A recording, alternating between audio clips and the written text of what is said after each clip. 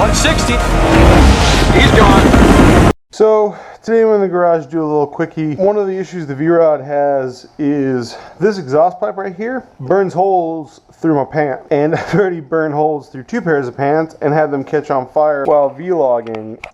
And so today we're going to try to address that issue with a little bit of header wrap. As you can see, somebody already protected, because the gas tank's over here, so trying to keep heat out of it. And over here next to the radiator hoses, it's been done. What we're going to do is we're going to undo this exhaust piece right here so we can move it around. We're going to undo this band clamp and we're going to run black header wrap all the way out to this joint so that I can stop burning holes in my pants. Pretty straightforward. We're just going to take off the exhaust like we did before, unbolt one of those bolts so that I can pivot. I have this left over from an old project. This is just standard black header wrap made out of fiberglass. You usually want to wear gloves when you're working with it.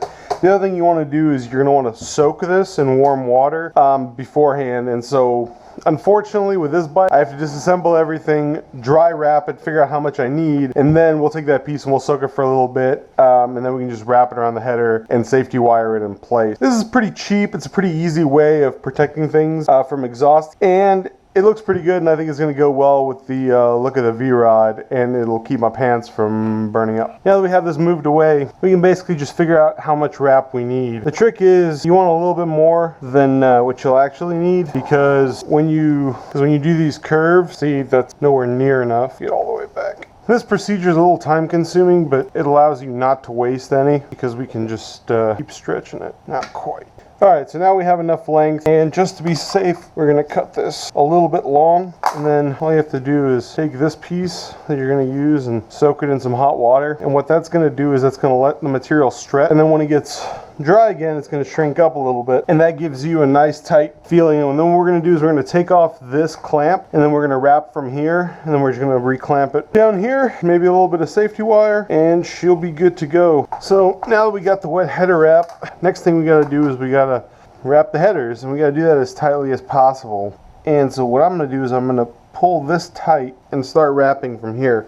And as I'm doing this, I'd like to cover some of the myth and internet truths you hear. So there's always going to be some guy on the internet, whenever you start talking about header wrap, it's going to say something along the lines of, "Rah-ba-da-ba-da-ba-da, if you were a real man, you'd get things ceramic coated." Well, ceramic coating is great.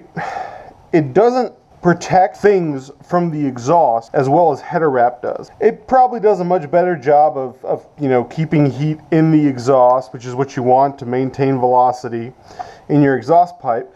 But in terms of not burning my pants, ceramic coating doesn't really help. Next thing you'll hear a lot is, "Rah-ba-da-ba-da-ba-da-ba-da. If you do that, your headers will rust and your whole car will fall apart and it's a piece of shit." Well, what you're supposed to do is, even though you apply it wet, the first thing you immediately do is run the vehicle in order to evaporate as much water as you can.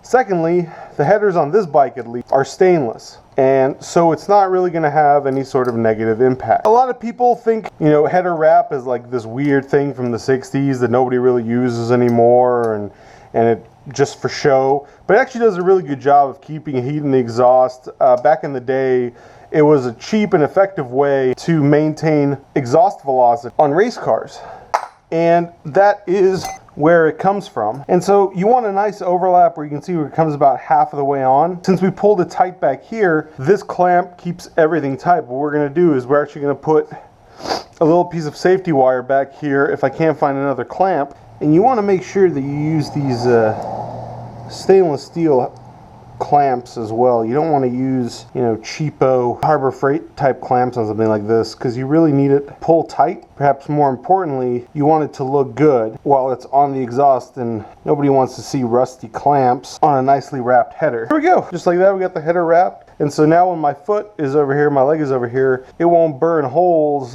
in my pants anymore. And now all we really got left is to get everything back together. And this is the last step. You want to just run the motor long enough to get all the moisture out of here. And it still gets obviously hot to the touch. You don't want to grab that. But maybe this now, it won't burn holes through my pants. The other nice thing about header wrap is you can always go back and do a second layer if you need to for added protection. The other thing is you have to let it burn in, and this smoke that's coming up right now is really not healthy to breathe. It's because it's fiberglass. And so we're just gonna let it be for a little bit and let the bike burn its way into the header wrap, and then I'll be all right.